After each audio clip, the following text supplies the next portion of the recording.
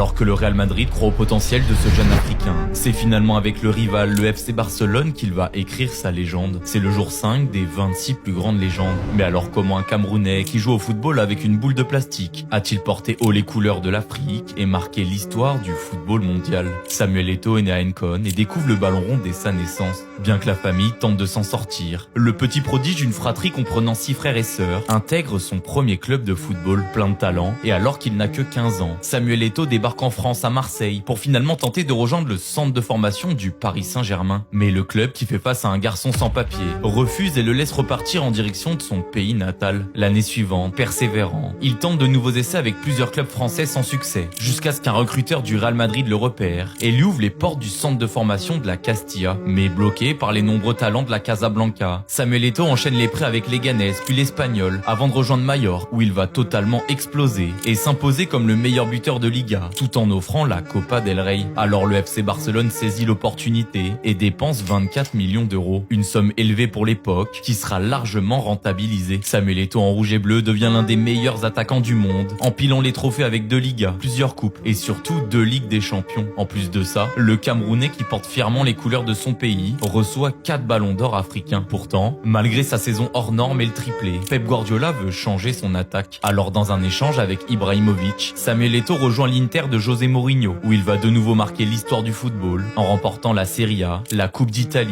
et la Ligue des Champions dès sa première saison, éliminant le Barça de Guardiola en demi-finale. Mais la suite ressemble plus à une chute vertigineuse avec un transfert en Russie, un passage à Chelsea, Everton, Sampdoria, Antalyaspor, Konyaspor et enfin Qatar SC. Une carrière remplie de trophées avant de prendre sa retraite et de devenir en 2021 le président de la fédération camerounaise dans le but d'aider son pays à remporter la Coupe du Monde.